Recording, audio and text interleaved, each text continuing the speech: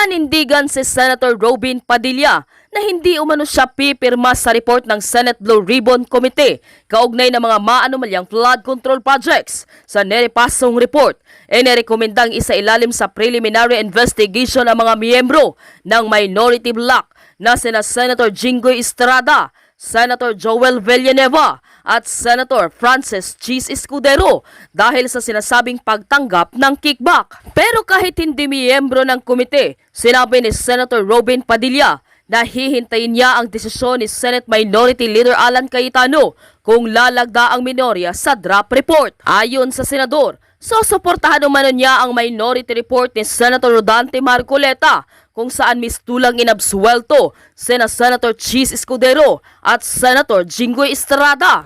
Meron kasi kaming minority report eh. No? Hindi dahil sa hindi ko sinusuportahan si Senator Ping Lacson. Siyempre, alam naman ng lahat na minority ako. So, siyempre, ang susuportahan ko yung minority report. Siyempre, kailangan solid kami sa minority, di ba? So, kung ano yung desisyon ng aming minority floor leader, susunod kami. Kailangan umano kasi ng lagda ng 11 miyembro ng komite para maisumite ang report sa plenaryo ng Senado. Kaya di aasenso ang Pinas dahil sa mga ganitong politicians, kaalyado muna, bago bayan, only in Duterte block. Hindi ka naman pala member ng Blue Ribbon, hindi ka talaga dapat pumirma. Pumirmi ka. Lakas tama niya. Di naman siya kasama sa majority. Paano siya pipirma? Binoto nyo ba talaga to, people? Dapat ang loyalty mo ay sa mamamayang Pilipino na bumoto sa iyo, sa konstitusyon ng Pilipinas at sa bansang Pilipinas. Hindi dapat sa partido mong napakakurap. Ilan lamang yan sa mga naging komento ng maraming netizens. Narito ang buong detalye. Panuurin. Pakinggang mabuti at kayo na ang bahalang umusga. Ngunit bago tayo magpatuloy, huwag kalimutang i-like, share, subscribe, and click the notification bell for more updates and for more upcoming videos. Maraming salamat! Mga kabunyog, mga kababayan, saan man pong panig kayo ng mundo, nasa Pilipinas man po kayo o nasa labas ng bansa, anong oras man po sa inyo dyan ngayon, umaga man po, tanghali, hapon, gabi, pinapanood man po ninyo ito ng live man po o replay. Mga kabunyog, mga kababayan, ang ating pong pagbati ng magandang araw, Pilipinas at mundo. Okay, mga kabunyog, blessed Sunday sa inyong lahat, mga kabunyog, mga kababayan. Ayan po. Malinaw ngayon ang nakikita natin, ano? Wala na ang pwersa ng mga pro-Duterte sa Senado. Wala na. Nadudurog na.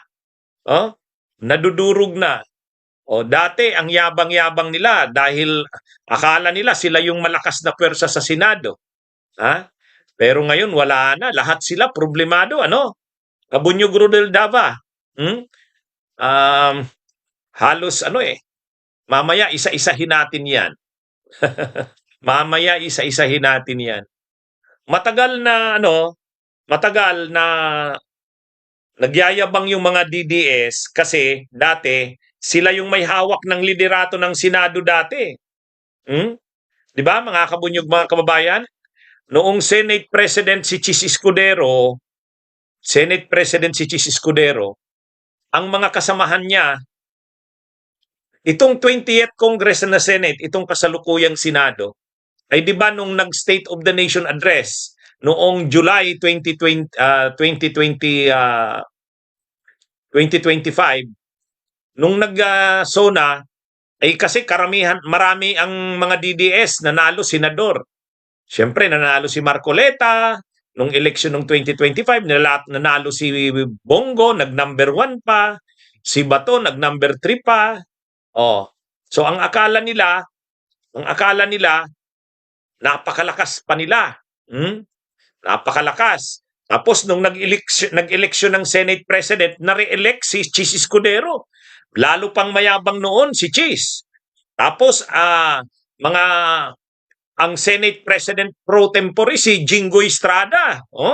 Tapos ang Senate Majority Floor Leader si Joel Villanueva. Imaginin nyo yan, Yan yung liderato ng Senado nitong pagkatapos ng eleksyon ng Mayo. Kaya tuwang-tuwa sila. Tapos yung mga pro Duterte, yung mga pro-Duterte, sila yung kasama sa matataas na posisyon sa Senado.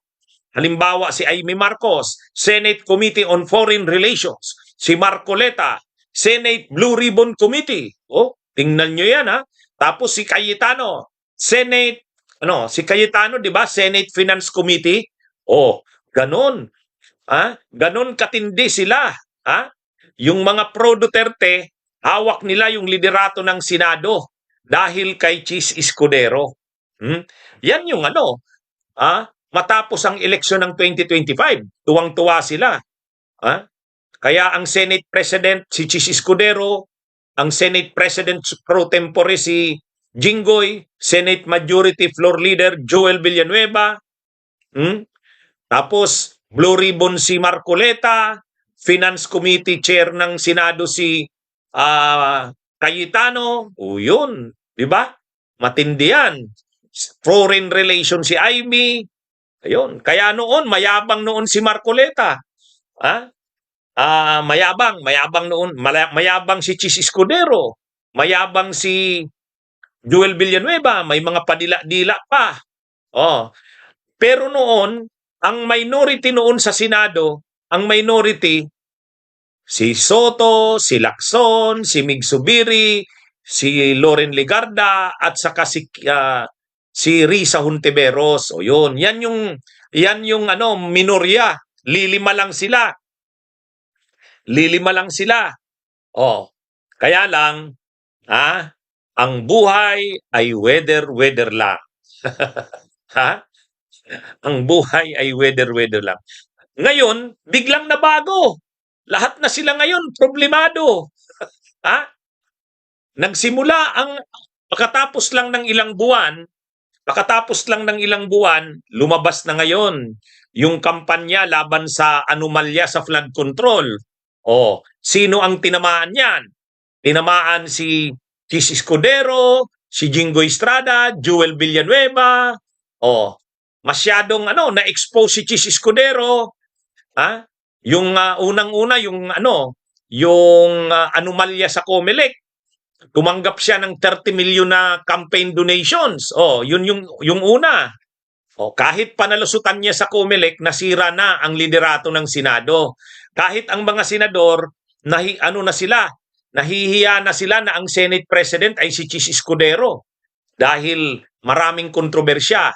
Yung 30 million na campaign donations, tapos yung pagkaka-involve niya na sa anomalya sa flood control. Ayan na. Nahirapan na ang Senado na ang kanilang Senate President ay batbat ng kontrobersya. Hindi na umubra yung mga kilay-kilay ni Chis. Hindi na umubra yung mga malalim managalog ni Chis. Hindi na umubra yung mga pa-cute ni Chis. Kailangan na siyang palitan bilang Senate President. Napalitan ngayon si Chis. Kasama niyang napalitan si Marcoleta. Pinalitan na ni Lacson. Kaya sila Villanueva, napalitan na rin. Si Jinggoy Estrada, napalitan na rin. Kaya nagbago yung liderato ng Senado. Tapos, hinaharap na ngayon ni Villanueva yung problema, ni Estrada, yung mga kinakaharap nilang mga investigasyon. Hanggang ngayon, may problema sila. Pwedeng lumabas na yung desisyon ng DOJ. Tapos ngayon naman, sunod naman si Bato de la Rosa. Si Bato de la Rosa naman, nagsalita lang si Boying Rimulya na mayroon ng warrant of arrest. Ang alam niya, biglang nagtago si Bato de la Rosa. Hanggang ngayon, hindi pa nagpapakita. Pagkatapos, si Marcoleta naman, may problema rin. Campaign donations na naman, hindi niya diniklara. May kaso siyang perjury. Kaya, ano na yan mga kabunyog? Kumbaga sunod-sunod na ang problema nila. At ang pinakahuli ngayon, si Bongo, nababanggit na ngayon. Nababanggit na kasama siya dun sa 8 na mga co-perpetrators ni Duterte sa drug war. Kaya ang nangyari dito mga kabunyog, mga kababayan, wala na ang pwersa ng mga pro-Duterte. Ang natitira na lang na walang kaso, si Ruben Padilla. Ang sabi ng may mga netizens nagsabi, mayroon niyang kaso, stupidity. Ang kaso daw ni Ruben Padilla, stupidity. Kaya ito mga kabunyog, mga kabayan, ang nangyayari na dito,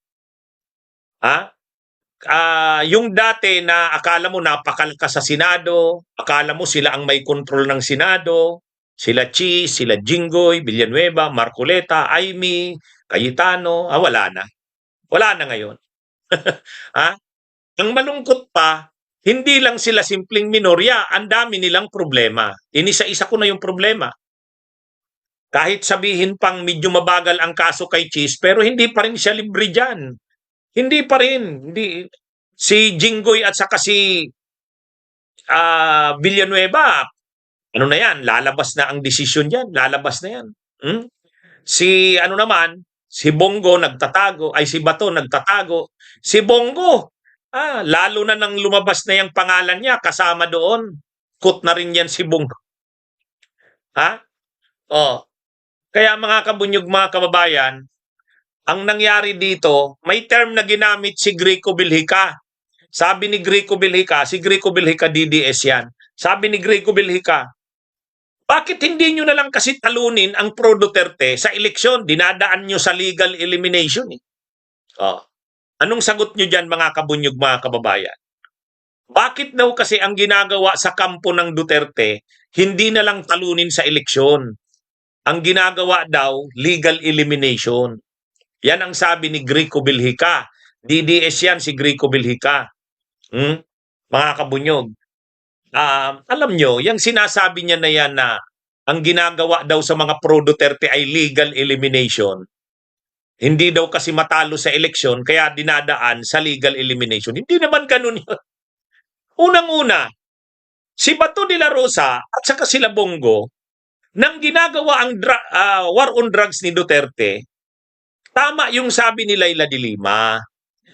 Nang ginagawa ni Duterte ang drug war, maraming pinapatay, dapat na-realize na ni Bato at saka ni Bongo, ano yan, mapapanagot sila dyan. Ang problema kasi, akala nila walang panahon na mananagot sila. Wala yan. Walang mangyayari dyan. Diba? Yun yung akala nila eh. Panoorin niyo yung talakayan namin ni Ronald Llamas kagabi sa Dos Amigos.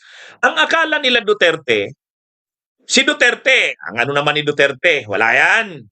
Hindi na tayo member ng ICC. Pangalawa, ang mga pulis, hawak natin yan. Wala namang magtitistigo dyan laban sa atin. Ang mga DOJ prosecutors, hawak natin yan. Wala yan. Ang iniisip nila, hindi sila mapapanagot yan. Kahit si Bato.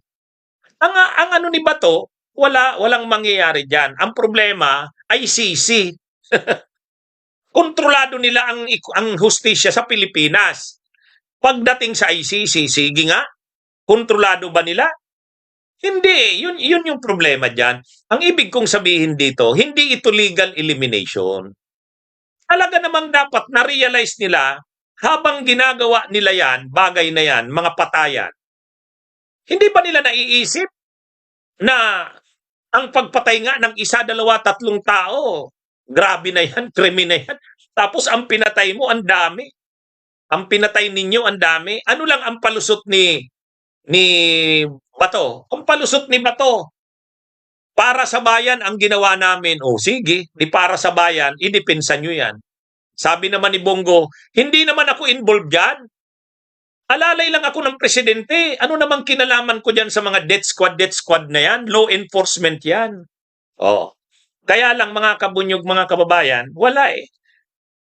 Kailangan nilang managot sa sangkatauhan. Alam nyo, pinapanagot sila Bato at Bongo sa kasi Duterte, hindi naman sa atin.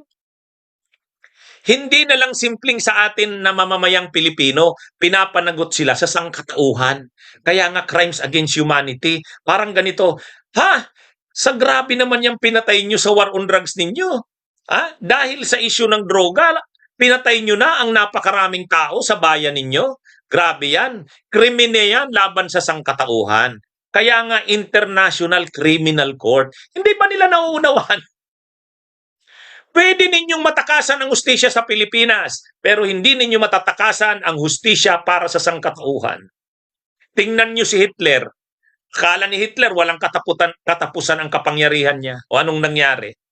Di ba? Napanagot ba ang mga kriminal ng Germany? Yes. Nagkaroon ng Nuremberg trial. Oh, binitay. Mabuti nga ngayon walang bitay ngayon. Ang ICC walang bitay diyan. Ang maximum lang diyan life imprisonment. Oh, walang bitay diyan.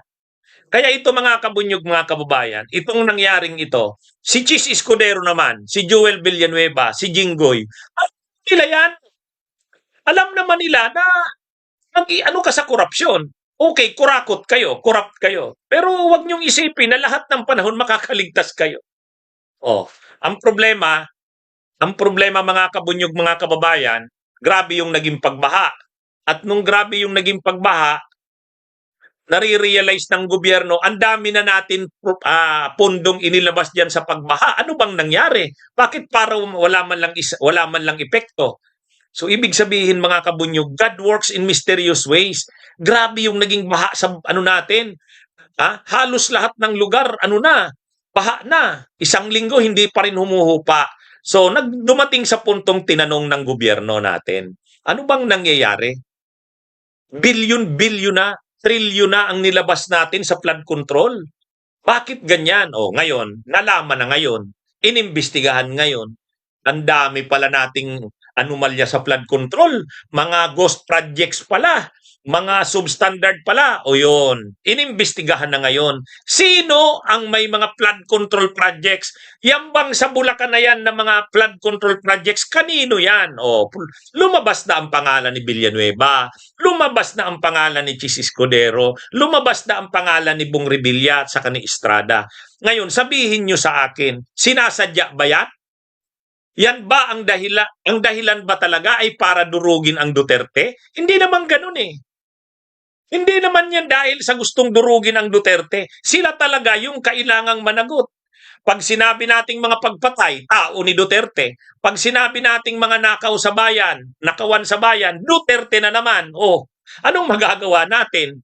Ginawa ninyo yan, panagutan ninyo yan. Hindi nyo matatakasan ang pananagutan.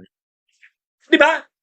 Mga kabunyog, mga kababayan, ano ang dapat panagutan sa mga nangyari sa bayan natin? Mga patayan. Sino ba ang sangkot sa patayan? Duterte. Tapos na naman, ng mga anomalya na naman sa flood control. Ng mga anomalya na naman sa flood control, kanino ang mga pondo? Sino ang nag-propose ng mga pondo sa Bulacan? Lumalabas pala si Villanueva, si Estrada, si Chis at si Revilla. Yan yung mga kabunyog, mga kababayan, yan ang nangyayari ngayon. Ang wala na lang dyan na kaso sa ngayon, si Aimee, si Cayetano, at saka si Padilla. Si Marcoleta naman, nag-submit ng Statement of Campaign Contributions and Expenditures. Ang gastos niya, ilan ba yun? 140 million yata. Tapos ang kanyang salin, 50 million. Paano nangyaring gumastos ka ng 140 million tapos 50 million lang yung salin mo? Ang sabi niya, may donation. Ang problema, nung tiningnan yung sosi niya, walang donations. Ang paliwanag niya, kasi sabi nung mga nag-donate sa akin, wag ko daw silang ibanggit. Ay, pwede ba yon? Pwede ba yon? Jericho Alcazar, shout out. Saka sa asawa mo, Salamat sa panonood sa atin. Kaya mga kabunyog, mga kababayan, itong nangyayaring ito, hindi naman sila kinakasuhan, si Bato at si Bongo, hindi naman sila kinakasuhan dahil gustong durugin ang Senado. Hindi yun. Nasa panahon tayo ngayon na pinapanagot ang mga may krimen sa bayan. Ang isang krimen na pinapanagot natin, yung mga patayan. At sino nga ba yung involved doon? Ayun, si Duterte, si Bato, si Bongo, may iba pang napangalanan. Si Aguirre, si Albayalde, yun. Kagagawa ninyo yun eh. Noong kasing actually sa totoo lang, nung nagaganap yung mga pagpatay nung panahon ni Duterte, ako rally noon. Sabi ko, itigil nyo na yung mga pagpatay na yan. Tama ba yan? Tama ba yan na dahil lang adik, papatayin mo? Kaya ngayon, pinapanagutan nila yan. Di ba? Sa nanonood sa atin sa United Arab Emirates, si Gio Shans, Kaya ito mga kabunyog, mga kababayan, nangyayaring ito, makikita mo, kinakasuhan sila Bato, sila Bongo dahil ba gustong durugin ang Senado? Hindi. Hindi. Hindi naman yan dahil gustong durugin ang Senado. Talaga lang sila ang may pananagutan sa mga nangyari sa bayan natin. Yung korupsyon sa flood control, ay papaano yan? Sila ang lumabas na mga may ebidensya eh. Oh, ngayon, sabi nila, mga tao lang daw kasi ni Duterte ang kinakasuhan. O, di ang gawin ninyo, mga Duterte, yung pro-Duterte dito, ilabas nyo rin ang ebidensya kay Marcos. Ilabas nyo rin ang ebidensya kay Martin Romualdez para lahat makulong. Para lahat makulong. Ang problema kasi, hindi nyo naman linalabas ang ebidensya nyo. Tingnan nyo. May ebidensya daw sila kay Marcos. Sino? Si Saldico at saka si Libeste. O nasaan na ngayon si Libeste? Nagbiyahe na naman. Paano mo ngayon mapapanagot si Marcos at saka si Romualdez? Yung mga may alam, hindi naman nagsasalita, hindi naman lumalabas. Si Saldico, nasa ibang bansa. Pauwiin nyo dito, kakampi nyo na si Saldico di ba? Kaaway na ni Marcos at saka ni Romualdez si Saldico. Kakampi na nila Dipensor. O pauwiin nyo si Saldico. O, ang isa pa, si Libeste. O, kakampi nyo si Libeste. Ba't pinaalis nyo? Ba't pinaalis nyo? Ngayon, nilalabas ngayon, mayroon daw video, mayroon daw, anong tawag doon, Bersamin files. Oh, ba't hindi nyo pasalitain si Adrian Bersamin? Ba't hindi nyo pasalitain si Libeste? Yan ang problema eh. Kaya, ako mga kabunyog, mga kababayan, ako, mananawagan ako kay Ping Lacson. Senador Ping Lacson, ipatawag mo si Adrian Bersamin kasi lumalabas ang pangalan niya para maging fair. Ito, tinutulungan ko na kayong mga DDS. Ipanawagan nyo to. Ba't hindi pinapatawag ni Senador Ping Lacson si Adrian Bersamin? Dapat ipatawag si Bersamin. Si Adrian Bersamin, yung undersecretary, suportahan nyo yung panawagan ko. Kalampagin natin si Senador Ping Lacson. Senate Blue Ribbon, ipatawag mo si Adrian Bersamin kasi nababanggit ang pangalan niya. Diba? Yan yung gawin nyo. Kumbinsihin nyo si Yusek Adrian Bersamin. Kasi siya yung maraming alam daw tungkol kay PBBM eh. Kumbinsihin nyo rin si Marco, si Saldico, umuwi na dito. Di ba? Kapag na-produce nyo si Saldico, kapag na-produce nyo si Libeste, ang problema kay Libeste, umalis na, nagbiyahe na, paano naman yan? Yan ang mahirap sa mga DDS eh. Ang problema kasi, ang may mga ebidensya lang na malinaw, kila Cheese, kila Jinggoy, kila Joel Villanueva, kila Revilla, yun ang may malinaw na ebidensya eh. Ngayon, maglabas kayo ng ebidensya kay Martin Romualdez at kay Marcos. Ako mismo, pag may ebidensya kayo, aaraw-arawin ko to. Aaraw-arawin ko. Sige. Sige nga, hamunin ko kayong mga DDS. Mag-produce kayo ng testigo nyo. Interviewin natin dito sa vlog ko. Diba? Tinutulungan ko na kayo. Kasi ako, kung bayad ako ni Marcos at si Romualdez, hindi ko yan pwedeng interviewin, magagalit sa akin. Sasabihin niyan, Attorney Enzo, bakit mo naman in-interview yung testigo laban sa amin? Di ba? Sige na hamon ko sa inyo. Bigyan nyo mag-produce kayo ng testigo, interviewin ko dito. Sige na, pangalawa, pinapanawagan ko kay Senate Blue Ribbon Committee Chairman Ping Lacson, pakiimbestigahan si Adrian Bersamin. Suportahan nyo na yan. Suportahan nyo na. Kasi kailangang ipatawag si Bersamin eh. Diba? Mga kabunyog, mga kababayan. Yan yung kapag ang vlogger, pro Marcos, hindi ito pwedeng gawin. Ako mananawagan na kung mayroon kayong testigo laban kay Marcos at kay Romualdez, ibigay nyo sa akin, interviewin natin. Diba? Yun. Ibigay nyo. Hinahamon ko kayo. Bigyan nyo ako ng testigo. Sabihin nyo, bibigyan ko ng dito, ng oras sa aking programa. Di ba? Yan yun. Kasi, kapag in-interview ko yan, kung bayad ako ni Romualdez sa ni Marcos, magagalit sa akin. Bakit ko pinabwilo sa programa ko yun? Di ba? Di ba? Alangan namang magsasalita ako ng magsasalita, wala naman akong ebidensya. Nakasuhan pa ako niyan. Di ba? Oh, yan lang ang problema. Sabi ni Libra, attorney, paano sila susuporta? Mga troll sila eh. Yan lang. 'Di ba? Oh, si Bersamin, ipatawag dapat ni Ping Lacson. Oh, suportahan ninyo ako diyan. Maganda yan. Ipatawag natin si Bersamin. Sabihan natin si Ping Lacson, kalampagin niya natin. Oh, 'di ba? Oh, okay, mga kabunyog, mga kababayan. Shout out sa iyo, Pogi, diyan sa Subic. Ha? Oh, sa mga viewers natin, si Jerry Runo, si Dennis Sanes, oh, si Ever Belnana, si Marcos Gonzaga, shout out sa inyo. Hmm? Kay Rodel Dava, ha? Shout out sa inyo. Ha? Mga kabunyog, mga kababayan, sa mga viewers din natin sa Facebook, sa mga viewers natin sa Facebook at sa Tony Enzo Facebook page, shout out din sa inyo, mga kabunyog. Okay, magandang araw sa inyong lahat. Ha?